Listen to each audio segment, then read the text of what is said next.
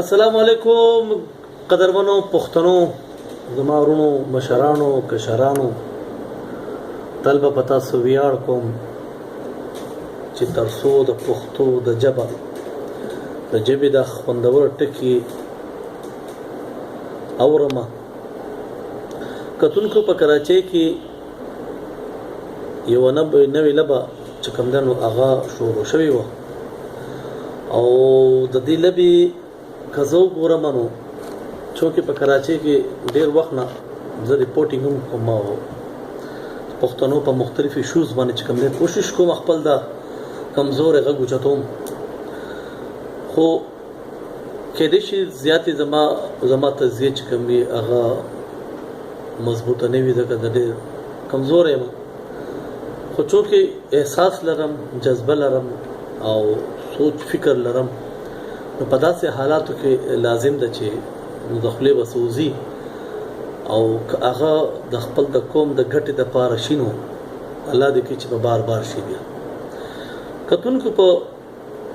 لاندې کې یو کس وجل شي او هغه چې کم دینو هغه وخت کې دا خلکو په وینا تر مخه چې هغه یو ډاکو او هغه د ډکېتې په نیت راغله او بیا وشته شو هغه سندیو اچھا چې وشته هغه پښتونو مونږ ته چې کله څنګه چې نیوز چینلز چې څومره نیوز ریپورټرز کوم چې په دې بیټ باندې کار کوي په کرایم باندې هغه ته چې کله افیشل سټیټمنټ راغلو د پولیس په هغه کې هم هغه ډاکو خودل شوی چې هغه ډاکو او په دغه نیت باندې راغله او هغه کس چې کوم نو سیل ډیفنس په حیثیت باندې یا چې کوم دین هغه ډاکو چونکه هغه یا د نقصان نسو والله ولم هغه وخت کې څه شوی خو دغه ویډیو جوړ شو او هغه ویډیو کې هغه پښتانه ښکاری ګر چې په ډیر ځات ولاړی او هغه کس وشتل شي پروتي مې وی چې هغه بس تاسو د ټولو د نظر تیر شوی هغه هر څه په خپل ځای صحیح شو هغه کس چې کوم خلک ال تولاړ او دغه وشتل کس چې کوم دنو هسپتال ته نه پرې خو یا علاج دارو درمان ته نه پرې خو غیر مناسب او غیر اخلاقی عملو خدا د کراچۍ سړوم بنې واقعیا نه ده کوم وګورو په زړه کې هم په کراچۍ کې په یو ځل نه په سو زله ډاکوان نیولې شي د خلکو نیولې ووري ورته کړي او هغه سیزلې دا سه هم ویډیوز راغلي دي په هغه من خبرې چلولې چې هغه ډاکو نیولې شوی او به دومره وهاله ده چې هغه بهوش شوی دی بیا لاندې وغټه ناله ته ورسول او د ور د لګو د سلسله خو ډیره زیاته و دوه درې راټینګ کړه وره بوتل هم څوک هم د کراچۍ خلکو بشمول زمون موږ ټول د کراچۍ پاتې کېدونکو ځکه بار د کراچۍ خبره وکړو ولدي واقعا یا د پیخله چې کم دینو هغه خلک کم چې خپل سیاسي دکانونه لري او د سیاسي د دکانونو کې چې کوم هغه د خرڅولو شي زونه یې هر وخت د اغه د پر سنه چې کم دینو لاره سلانجه جوړي سلاره لټي او بیا خپل دکانونه چلی د دې واقعي سره د پیخ سم دغه شو بیا د پیخ رنگ چې کم دینو هغه لسانیت غړته ورکول شروع شو دا هغه غټه وجه د سین حکومت وګرځي ځکه چې سین حکومت په خاصه توګه وینا کوم چې وزیر اعظم چې کم دی مراد علي شاه هغه چې کوم سټیټمنټ ورکونو کم از کم د صوبې د مشر په هیڅ هغه ته داسې نه وپکا ولې چې چونکه هغه هم د سندي قام دی او دغه قسم سندي قام دی هغه قام پرستی هغه دوی چې کم دین هغه بوي ته چته دوه دغه خط شو او هغه شو بیا د بل اړه چې کم دینو د پښتنو معاملاتو شروع شول د پښتنو سلیډران را پیدا شول هغه چې کم دینو په دې باندې خبره اترې شروع شو خو خبره د خپل کام لپاره چې کم دینو دلم پکار دي خبروم پکار ده ولی په داسې معاملاتو باندې پریس کانفرنس کول په یقیني توګه یو انتهایی یو غلط عمل دی دا غي وجه ده کمنګ په زړه کې وګورئ د 85 دا معاملہ زما د مخې تیر شوې ده او زه د هغه ژوندې ثبوت چې زمونږ رهایش چې کم دینو هغه په اورنګټون کې او په هغه زمانہ کې ماجرو ترمنځ او په څه طریقه د پښتنو قتل عام شوی او په څه طریقه د ماجرو قتل عام شوی د ماجرو چې کوم کورونه دی هغه لوټ شي او خلک هم بے ګناه وجل شي او د پښتنو هم د قصې شي او د پښتنو بیا زیاته پدې شو چې چونکه دوی چڼون پراتی په دې ښار کې جو دی وجن دا غوي هغه ټارګټ ما آسان نه بل مزدوره طبقه د په هر ځکه چرته رکشه بیلې چرته ټیکسي بیلې دی وجه د دوی تاوان زیات شو خو معاملې د دواړو غاړو جوړ شو هغه هم دغه سي سیاسي دکانونو تر وجه داغه تر مخ چې کوم دی دا معاملې شو او داسي غویمت جوړ شو چې داغه د لاسه خالی پښتون او مهاجر نه زین چې په کراچي کې څومره ستوګن قانون د ټولو بتاوان ټول ته بتاوان او دلې تاوان به هغه چې کوم دی دا وی شوی د پښتنو جزئیات شو ځکه چې ټول ځم په پښتنو لګي وس چې کوم مسله ده د شالطیف ټاون یا د لانډي دا نو دا هم دغه هغه ته د نږدې د جوړولو چې کوم دی یو کوشش شوه دی او زه دا فکر کوم چې وسم د هغه په شا کار روان نو د ټول ناول خو سند حکومت ته خواست کومه چوکي دوی دی د پښتنو هم حکومت خواندان دی د ماجرو هم دی د سندیانو هم دی د پنجابیانو بلوچانو سرایکیانو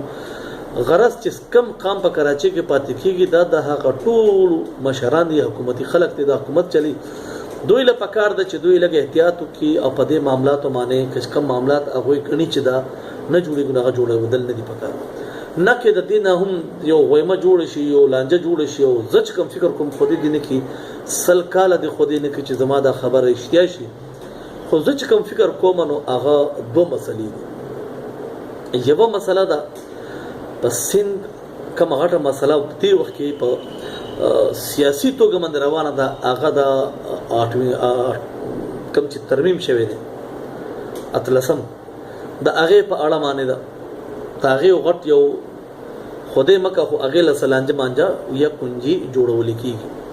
ولې وفاق چې کم دینو هغه د په حق کې نه دی او صبح چې کم دینو دا پر خپل نه وړي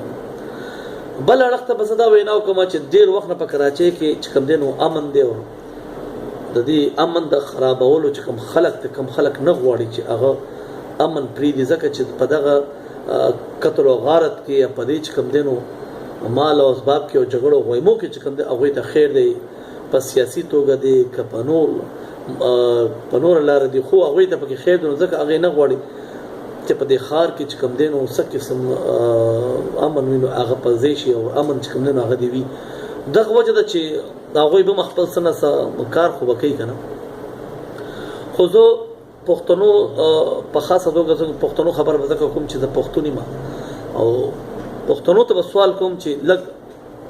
ځان ویښ ساتي دا سینې چې د پښتو په چغه مسوک بیا دوک کی دا سینې چې څوک مو د دین په چغه بیا دوک کی دا سینې چې څوک می روټي کپڑا مکان په چغه بیا دوک کی دا سینې چې څوک می د روشن پاکستان د نه پاکستان په نوم بیا دوک کی دا سینې چې څوک مو د دیمونه دغه په بیا دوک کی خدای د رضا د پاره ډیر تاوانونه موکړه ډیر زیات نقصان شو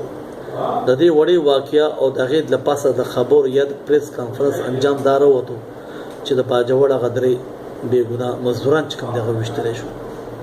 او خو دې دینه کې سل کاله د خو دې نه کې چې تلاړې مزید دغه سي روانه شي ځکه چې تاوان دی او زګنم چې ټول زیات ک تاوان کده هر کام کیږي او د پښتنو به زیات کیږي ځکه چې دا ډیر لاچاره طبقه دا به وسه نه د دوی په تاڼه کچري کې سوکشتا نه د دوی د پرغه چتون کې سوکشتا نه د دوی د بیا ودریدون کې سوکشتا کچري وي ماتو وای کنه نو 12 مې د بیګونا چې کوم مجلس شوی خلک هغه څه انصاف شو هغه څه چا انصاف هغه له چا تر کومه د څومره چغو چته کړو هغه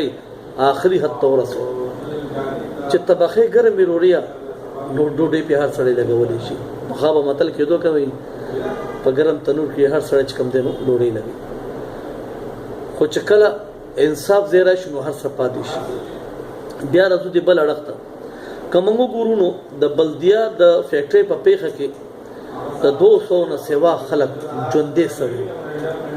ټول ورکرز لیبر طبقه چې پکې د پښتنو هم پوره شمیره و دا نور قانون پکې هم چې پکې مهاجرو هغه اوس د دغه څه زیاتې شو میډیا ازمکه اسمان یو کړل عدالت راغې په منځ کې او سومو یو شی بل شی سپریم کورټ ته خبره لاړه او هر څه شو خو تر اوسه پورې د هغه چې کم ککړ خلک ته کم چې ثابت شول هر څه دغه نه باوجود هغه ته سزا ملاوي شوی نه دا خو دې خبر چې کله به ملويږي الله دې چې موږ په ژوندونو سزا ملاو شي. دوی مړخته چې کوم سرکار د سند حکومت نو سند حکومت چې کوم دی د هغه د لپاره باقاعده د موضوع وینا کړي و چې کوم خلک بے ګناه پکې مړ دي یا جوړ شوی یا سزا شوی او د جسم سازا دا هغه د لپاره وینا کړي چې موږ د هغه مالی مرسته کوو او دومره پیسې بچ کوم نه هغه لور کوو سروز وړاندې د سند حکومت د هغه نوم واو یعنی هغه لګ ډېر کم هغه باقی مانده د کور خلکو ته لګ اسره و یا د چا پونډه پاتې شو یا د چا د بډې مور پاتې شو یا د چارونه خويندې پاتې شو هغه ته لګ ډېر اسره و کیزه هغه ځوان زلمه او د ګټي خاون خلاړو لوخړه شو ولیکدا حکومتي امداد لګراوړ سينو زموږ د غربت زموږ د غریبي چې کوم دی یو حد پورې به لاړ شو هغه معاملې هم ټوله ختم شو. نو زما د دې خبر کولو مطلب چې کوم دی مقصد چې کوم دی هغه خپل د قام ته د اجازه سره خونه کول دي چې غوګونه کولاو ساتي سترګې نو کولاوي رڼا ساتي شعور مهر وخت بیدار ساتي سیاسی چغو ته هم غور کوي فکر کوي نور چغو ته هم غور کوي فکر کوي چې دا خلک مو بیا چته د چا سره په جنگ نه کی